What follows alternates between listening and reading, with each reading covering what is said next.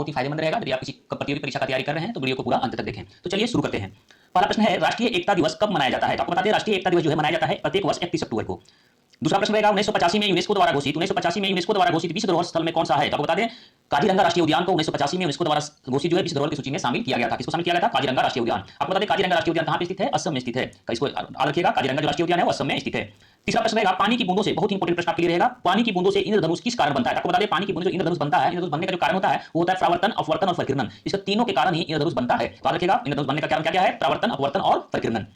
चौथा प्रश्न रहेगा, 1 रुपया और 2 रुपये के सिक्के किस धातु के बने होते हैं? आपको बता दें, 1 रुपया और 2 रुपये के सिक्के जो है किस धातु के बने होते हैं? तो बने होते हैं फेरिटिक स्टील के। याद रखिएगा, फेरिटिक स्टील। देखिए आपके लिए लाए हैं ऑडियंस सवाल, आपके लिए ऑडियंस सवाल रहेगा। ऑडियंस सवाल में आप इसका जवाब जरूर देने का प्रयास करें। इससे क्या होता है कि आपका कॉन्फिडेंस लेवल जो होता है वो बढ़ जाता है। यदि आप ये प्रश्न का कॉन्फिडेंस लेवल बढ़ाना है तो प्रश्न का जवाब जरूर दें। तो आपके लिए प्रश्न रहेगा, ऑडियंस सवाल रहेगा, गांधी जी के राजनीतिक गुरु कौन थे? तो आपको बताना है कि गांधी जी के राजनीतिक गुरु कौन थे। आपको इसे कमेंट में बताना है। यदि कमेंट में बताइए और अपना कॉन्फिडेंस को भी चेक करिए। इससे क्या होता है कि आप कोई एग्जाम में जाते हैं और इस प्रकार का प्रश्न आपको आने को मिलता है तो होता क्या है कि आप ये प्रश्न जिंदगी भर में भूल पाते हैं। तो आप इसे कमेंट में बताइए। नेक्स्ट प्रश्न रहेगा, छठा प्रश्न रहेगा, 1905 में बंगाल का विभाजन किसके द्वारा किया गया था? आपको बताते हैं 1905 में जो बंगाल विभाजन हुआ था वो लॉर्ड कर्जन के द्वारा किया गया था। किसके द्वारा किया गया था? लॉर्ड कर्जन के द्वारा। सातवां प्रश्न है, किसी भारतीय राज्य की प्रथम महिला मुख्यमंत्री कौन थी? तो बता दें, किसी भारतीय राज्य की प्रथम महिला मुख्यमंत्री जो थी वो कौन थी? सुचेता कृपलानी। याद रखिएगा, सुचेता कृपलानी राइट आंसर होगा। कहां की बनी थी? उत्तर प्रदेश की।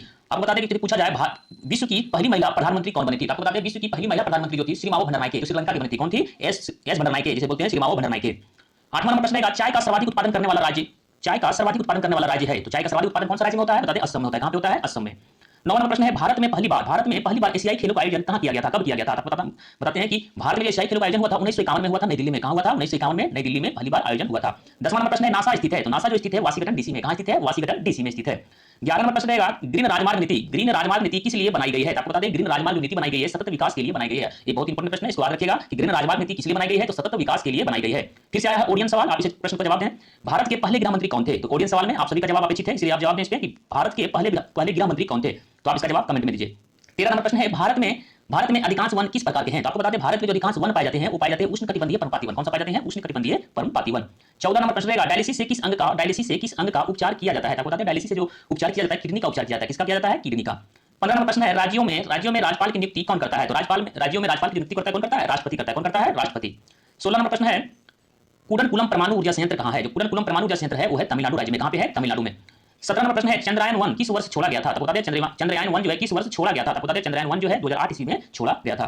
18वां प्रश्न है, खगोल जीव विज्ञान क्या है? तो खगोल जीव विज्ञान इसका परिभाषा होता है, पृथ्वी के वायुमंडल से परे जीवन का अध्ययन। क्या होता है? पृथ्वी के वायुमंडल से परे जीवन का क्या होता है? अध्ययन को क्या बोलते हैं? खगोल जीव विज्ञान कहा जाता है।